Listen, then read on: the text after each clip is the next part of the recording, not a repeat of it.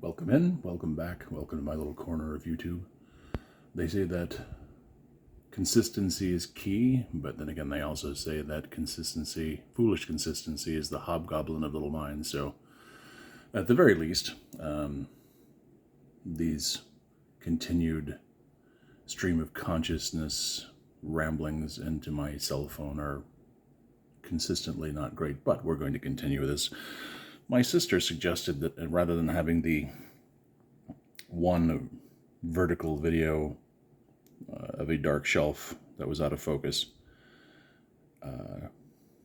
taking a quick gander at some of the work that I've done, that I should probably expand on that a little bit, make it a little bit better video. So you can blame her for this one. This is running through projects and sculpts of mine that I have done. Any place where these are actually available for purchase, should anyone care, I will include the link to that company down below in the description. Really started a long time ago. Well, the video started most recently because I thought I had done a lot of work and I didn't have a lot to show for it, and I was a little bit despondent about that. And so then I realized, as I was digging through collections that I had still boxed up from the move, that I had more examples of my work extant. I just didn't actually have them painted and displayed. So I thought I would get some painted up and have a display of display shelf of just my own work.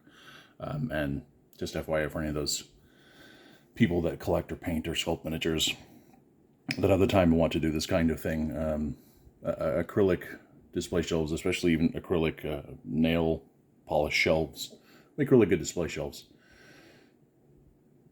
So quite a number of years ago, I was very interested in certain types of miniatures, and had actually written to a company or two. I specifically wrote to Raul Partha back in the days when it was one company and had not lost its Dungeons & Dragons license, regarding a figure that I thought would be really cool to sculpt. Well, of course, every player thinks that it would be really cool for someone to sculpt their character. And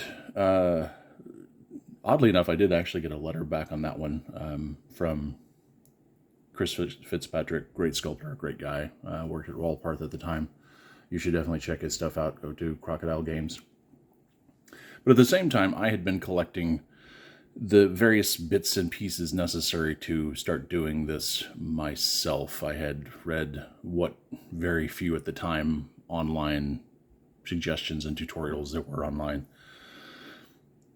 Collected what they refer to in the business as green stuff, Knead-A-Tite, which is an epoxy putty, wire, various flat dental tools. Realized one day that I actually had everything that I needed. I just needed to stop being wishy-washy about it and get started. So initially, this is the very first miniature sculpt I ever did. This is the one. This is the one that was going to take over the world. That was going to prove to the world that I was a professional sculptor, that people were going to take me seriously. And as you can see, fortunately, I realized not much later on that this was completely terrible. But it's based on a character that I had created to run in a Dungeons & Dragons game who was long dead before I ever finally finished his first figure. I am not a fast sculptor. Not then, not now. But it was as Obi-Wan would say, the first step into a larger world. For that one, I still have, obviously, for obvious reasons, I still have the green. So this is what it looked like. And my putty at the time was actually, I'd had it so long that some of it was starting to react, as a Knead-A-Tite comes in a single strip, or used to at least, of blue and yellow, which you then mix to make green. And it can react with itself along the seam. I was very impressed with myself with this particular figure for no good reason, but it was created, and it started me off on the path. I ended up resculpting that figure twice, just because I wasn't happy with the initial sculpt. So I tried again a few years later. It was a slight improvement in my sculpting skill.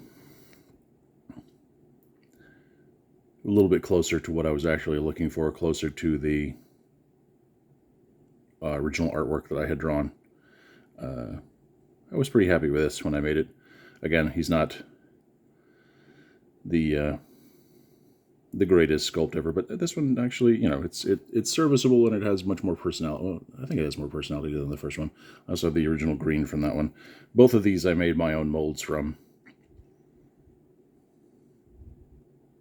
And as you can see, the years and the moves have taken their toll on some bits of it as pieces have broken off, but interesting nonetheless, at least to me. So I did try that one more time, and this one actually became the final version of the character. I don't think I'm going to redo this character ever again, and I'm pretty pleased with this one. This one I actually did ship off to a company called Checkpoint Miniatures, but I can never find them on their webpage, but you should still check them out anyway. They have good stuff there. But, much closer to the original sketch, but also with a great deal more of its own personality. So, yeah, the third version was the charm, and I can finally stop resculpting this character. Go from there into some of the other ones that I did just because I was interested in the properties that they came from, and then went on to larger things. This one, I don't know if you are familiar, and if you are, you probably recognize him right away, was my version of Leon Kennedy from Resident Evil, and this outfit is specifically from Resident Evil 4. I went through, I pretty much had him nailed as far as I was going to within the first sculpt, but I wasn't ever great at sculpting modern weapons. It took a while to nail that down. Then went through a few iterations. And in conjunction with that one, I also did my own version of Jill. She is a little top-heavy. I probably sculpt women slightly worse than I sculpt men. But it was fun to do, and she was actually fun to paint up when I finally got around to it. Like I said, I didn't have a lot of these painted for my own collection, which was part of the problem. But those both went to a company called Recreational Conflict. They also have some good stuff that various people have done for them, and you should probably take a look at them. I did get a couple more requests from them, and they did pick up a few more of my sculpts.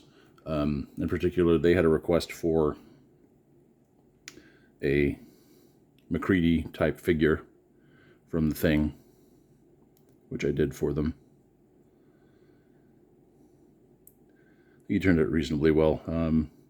The only issue that I corrected in my copy that wasn't part of the original sculpt was the flamethrower on the original sculpt, and in their version is just the straight barrel. I actually added the second piece when I painted this figure, so I think it helps support it a little bit, and I should have thought of that when I sculpted it, but I did not. Another request that they had in particular was for a piece that looked like the mailman from the movie, the Postman, not the mailman, the Postman with Kevin Costner. Yeah. He's got a beard, he's got a hat. Doesn't really look like Kevin Costner. But you know, we tried. I don't know that this one in particular is necessarily available on the website. But this was one of the specific requests that they had for me that I filled for them. I did have another piece that went to them. I was a huge, and I'm still a huge fan of the Dresden Files novels, despite Butcher killing off one of my favorite characters in the most recent ones, for which I still haven't forgiven him. But this is my second version of Harry Dresden, which then was picked up by Recreational Conflict. I did honestly make a few adjustments to my copy, but he is available there if anyone has an interest in Harry Dresden. One of the other things that happened early on in my sculpting career, if career you can call it, is I was a member of the old Yahoo groups, One List Sculpting Group. And the One List Sculpting Group had some interesting things where about once a year, maybe a little less, they would go through the group and they would gather everyone together for what they called the VIP, the Visions in Putty. And you would basically design a miniature, and for a nominal fee, everyone would get together that was participating and sculpt those minis, and then send them in and then get casts of those minis. And we do have, I think the theme was Space Pirates, or maybe that's just what I chose for that particular VIP. Unfortunately, there was a mold issue with that particular year, and the mold was damaged a bit, and it caused some of the original sculpts to be damaged a bit, and the castings were not, they pulled as many decent castings out of it as they could, but they were not as wonderful as maybe they could have been without the catastrophic mold failure. As you can see,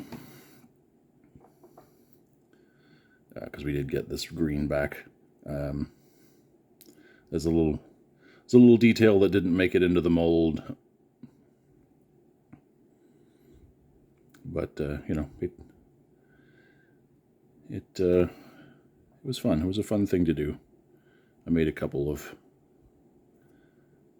modifications, little Han Solo-esque there. I made a couple of special modifications myself. So, and then we juggle the camera, which is always fun. In a similar vein, on a different VIP, and I can't remember which one was first, if it was the Space Pirate one or this one, and I don't honestly want to say it was some kind of monster version of the VIP, but I had an idea where I would sculpt a paperboy who was surprised on his delivery route by a very Cthulhu-esque door. So, and that sucker's heavy. There's a lot of metal in that piece. And this was long before home plastic casting, at least miniature-wise, was really a thing. And again, we would send these off to a professional caster to have done, but I don't know what all that crap is, even though I sculpted it, so I'm afraid to ask at this point. But I think it turned out reasonably well.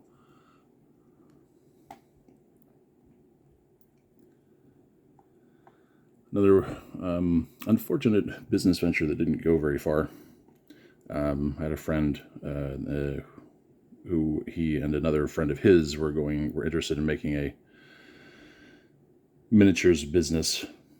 And as I was the sculptor that they knew, I was sort of tapped to create the initial sculpts. This was one of those. Unfortunately, it was a falling out there, and haven't spoken to either one of them in years. And I did not get my original sculpt back. This is, I think, the only casting I have of it as well. So, but you know, classic kilted fantasy dwarf. Not too bad. One of the other early pieces I did as I was getting into this, again, based on a piece of artwork that I had done called Alone in the Dark, just because I like giving things weird names. This one actually, rather than having a wire armature, the armature is actually a cast skeleton, which I think you can still get those somewhere, but a tiny little 25 millimeter skeleton casting that you could bend into shape as an armature.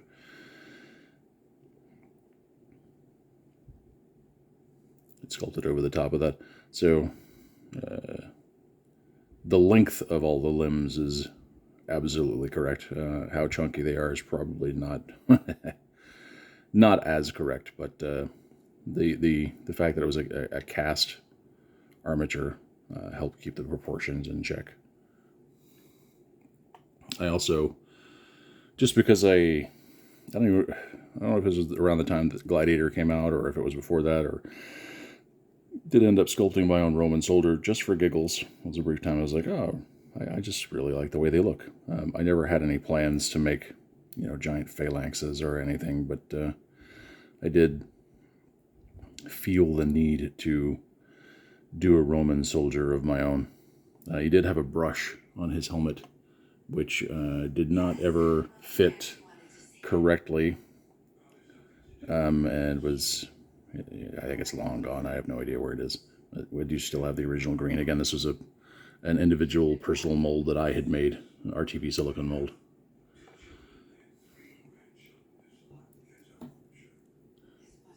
Another, not based on a drawing, but based on a character that I was playing in a group session. I had a cleric that I couldn't seem to find a miniature that I actually agreed with and wanted, and so I decided to sculpt my own little sort of quasi Green Man face on the shield there. I thought it was pretty good. Again, I don't know where the green is for this one, to be honest. But the casting, again, from a personally made RTV silicone mold. These two I did as a set. There's more in the group that I haven't painted yet, for a friend of mine in Alaska, Alex Bates, who currently has his own miniature/gaming company called Forge of Ice. Forge of Ice is very cool. I suggest you go by and visit it and see if there's anything there you like. He has a number of other contributions from other sculptors that are probably better than what I've given him. Although I really enjoyed these. I always loved the Slee stacks when I was a kid. So when we had discussed it, and I don't remember how the discussion started, but he was interested in Slee stack, I was interested in Slee stack, and he has a race in his game that is similar. So we figured, what the hell, might as well. And I like the way they turned out. I actually painted it pretty nicely.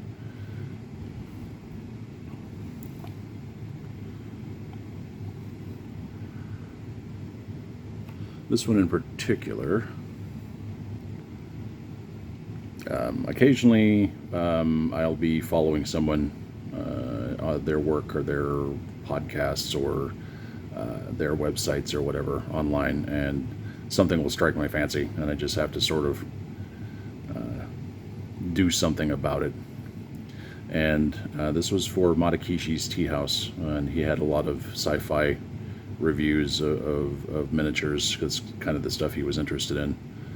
I believe his website still exists. Again, I'll link it below if it's still extant. But I had done some work. I'd done some Star Trek figures for him that he had actually commissioned from me.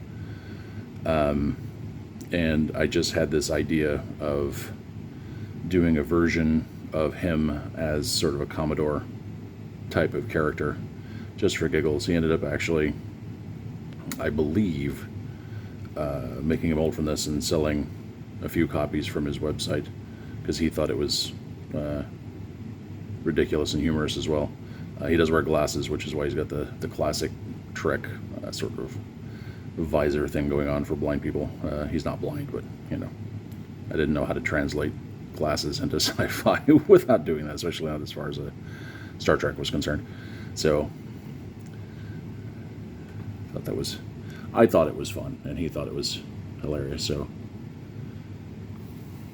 I did do some work for Mega Miniatures before it went under and was sold for parts. Some of it I don't have painted up yet. I did do a series of Traveler newts for Mega Miniatures. This is the only one that I've painted up so far, but I did do a number with guns and then one with a little hood and robe. I don't know, that one I don't know if anyone's picked up the molds for that. I know that Johnny has sold that off in bits to other companies, but I honestly don't know who's producing what at this point. But there was this one, and I was kind of pleased with these little newt sculpts. They were fun. Always been a fan of Farscape. Love Farscape. And was going to do a series of my own Farscape figures. This one ended up being out of scale. It ended up being about 35 millimeters, which is not what I was shooting for. Other than that, I loved the way it turned out. If I was to do it over again, I would make the pose more dynamic. I did get a lot of detail in this, especially in his Peacekeeper vest, which was fun to sculpt. You'd be surprised you'd be surprised at how deceptively difficult the pulse pistols are. When you start looking at all the bits that make them up, they don't actually look what you think they look like. I do still have that figure, but I was going to make some modifications, and so I got about halfway through that, taking it apart before I decided I was going to move on to something else. So I obviously haven't completed that one. But pretty good Crichton figure. I'll eventually start over with these, although a friend of mine in Canada has, not that he's done the crew of Moya, but he has done a lot of not Farscape sort of figures, Luxons and that kind of thing, sort of army builder pieces that I would, if you're interested in this, in the Farscape universe, I would definitely check his stuff out. His are usually STLs to download and print. So if you're into that sort of thing and like the Farscape universe, that's something I would definitely check out. I did also have, I did some work for a guy back in West Virginia, and again, after a disagreement, there was sort of a falling out there, and I haven't spoken to him in quite some time. One of his big desires was for these little guys. He referred to them as Titanians. I think they're based on a book cover or a pulp magazine cover from the 50s or 60s. But basically they're all sort of blobulous kind of guys with tentacles hanging down. This particular one, as you can see, the tentacle is sort of up and pontificating, which I always called this version Clarissa Explains It All, just because it amused me. But I've got a few of those. That's the only one I've actually painted up, but they're on their way. And also back when I was still working in a lot of places, but I was still working in California, which I technically still do, just remotely. And we were all in the same office and all in the same group. I had this big plan to make a number of my coworkers and I into sort of zombie survivors / hunters, and I started with my own, obviously. This is sort of a self-portrait. This particular one is cast in extremely ugly plastic, but you know, I was also getting into plastic casting at the time. I do have a metal version, a few metal versions of this, but again, it's a personal RTV mold that I made, not a professional one. But not too bad. I do still have the green for that. As time went on, and I started experimenting with other putties, I did get into a putty called Procreate, which, yes, the name is hilarious, which is more of a gray stuff than a green stuff. I did prefer their versions back when they were still coming in individual foil packets, as opposed to the plastic that they get wrapped in now. But So the original mold I made had actually taken the whole arm off with this piece, so that was all of a piece with the arm. I found it difficult to get reattached after casting without a lot of finagling, which sometimes happens with molds. Stuff gets squashed, even in the personal molds, especially with vulcanized molds where they actually put a weight on top to help the vulcanized rubber get into the recesses and everything. But ended up redoing this one a little bit so that the break was a little bit different and probably easier to cast. And I actually did wear a watch back then, so it made sense at the time to do it that way. So I wish I was still that thin, to be honest. I know that's not that thin, but still. Last but not least, again, as I said, I sometimes I watch people and or listen to their stuff or read their stuff or whatever, and that stuff will strike me. There's a YouTube personality. I say personality, he probably hate that term. A guy on YouTube who does paranormal debunking, paranormal investigating, does video games, and during one of his live sessions, Ghostbusters is one of his favorite films, and he said something about the topics in his lives go all over the place, and Ghostbusters had come up, and I just suddenly had this flash of him wearing a proton pack and carrying around one of the wands from the pack, and so I ended up actually making one of these, sculpting one, making a mold out of it, and then casting it up and painting a copy for him, which I sent him in the mail. This one was a second casting that I had done for my own collection, just so I would have one myself. You can't tell, thank goodness, but this particular one, the metal that I used was more brittle than I had imagined, and I had it in my hand, and occasionally my left hand decides to let go of stuff. I don't know why. I don't know if that's a condition or just laziness or what's going on there, but it ended up letting go of this figure, and he shattered. And it took me a while to find all the pieces and put him back together, but eventually I got Humpty Dumpty back together again, finished the paint job for my own collection, and I think he turned out reasonably well. The Beardo's on YouTube, so he gets sent stuff all the time, but I like to think he appreciated the effort that went into this. Not this one, obviously, but the one that I sent him.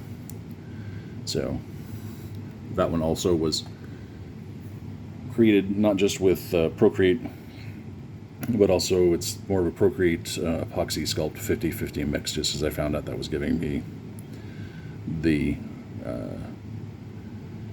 stickiness of the Procreate that I liked, but the firmness and file and carvability that I liked from the epoxy sculpt without being, you can see, because the base is pure epoxy sculpt, it's a little bit more porous than the mix. But yeah, I think it turned out pretty well. There are a few things I would change, but there's always things you would change about your own work, or at least there's always things I would change about my own work.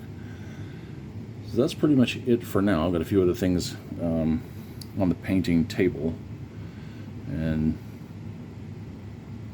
they'll go here on the shelf as examples of my own work as I finish them up. But for now, that's all that I've got completed. Hope you enjoyed this. Questions, comments, concerns, leave a comment, leave a like. Subscribe if you would like, if any of this sort of, again, stream of consciousness rambling appeals to you, or if there's anything about any of these projects that you'd like and would like to discuss more, feel free to, again, comment or contact me. And again, all of the people that I spoke of whose online presence I can still verify will be in the description. Please reach out to them if you enjoyed any of this, or if you'd just like to see what else they have. And we will talk to you later.